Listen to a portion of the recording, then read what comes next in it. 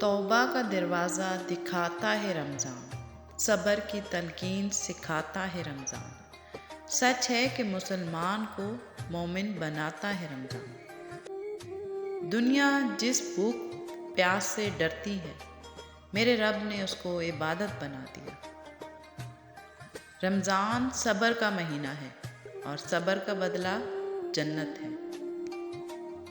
فرمان مصطفیٰ صلی اللہ علیہ وآلہ وسلم، روزے دار کا سونا عبادت اور اس کی خاموشی تسبیح کرنا، اور اس کی دعا قبول اور اس کا عمل مقبول ہوتا ہے۔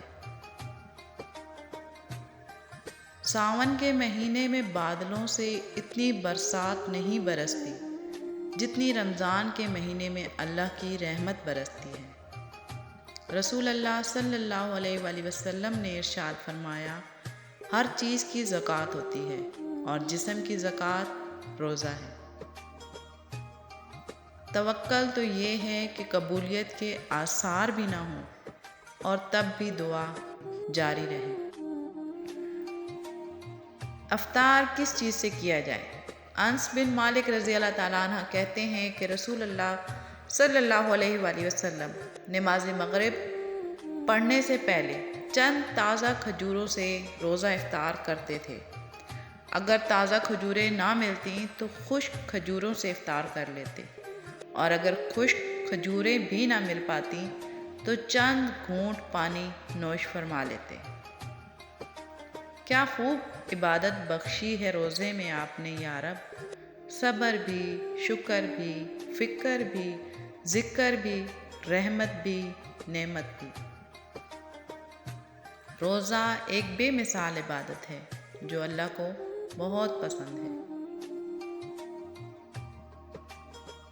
علم یہ ہے کہ آپ کو معلوم ہو کہ کیا کہنا ہے، اور حکمت یہ ہے کہ آپ کو معلوم ہو کہ کب کہنا ہے۔ اگر والدین کی تربیت سے بیٹا یا بیٹی ڈاکٹر یا انجینئر بن سکتا ہے تو نمازی کیوں نہیں؟ چیزوں کی اہمیت نہیں ہوتی، وہ کبھی نہ کبھی مل جاتی ہیں۔ صرف انسان ہیں جن کا نعم و بدل نہیں ہوتا، وہ نہیں ملتے۔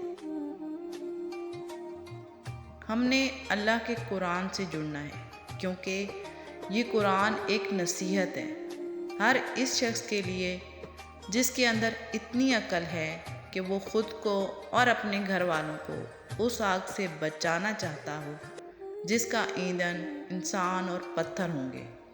ہم نے اس قرآن کو تھام لینا ہے۔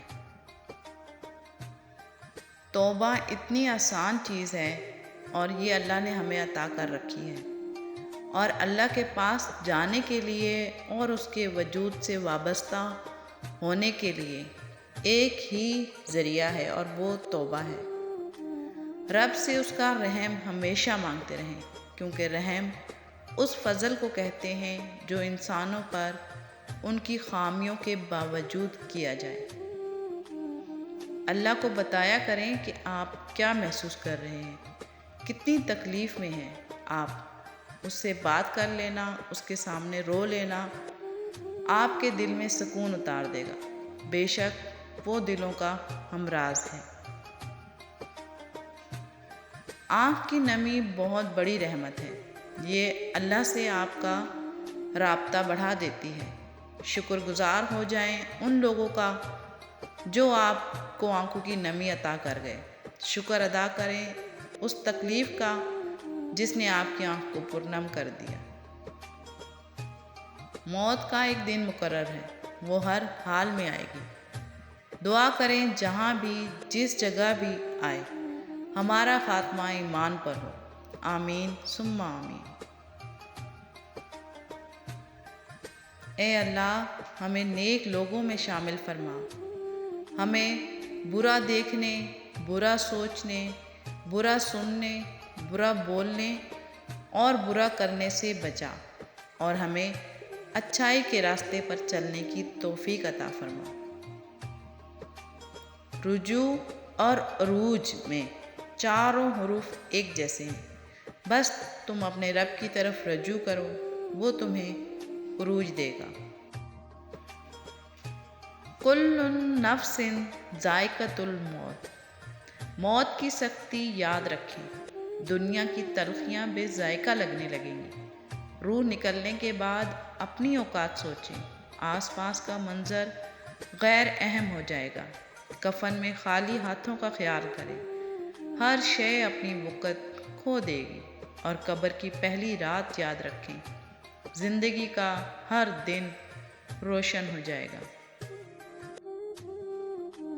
رشتوں میں سب سے بہتر رشتہ میرے نزدیک مخلصی کا رشتہ ہے، یعنی کہ ذاتی مفاد سے ہٹ کے صرف اور صرف اپنائیت کا احساس ہونا۔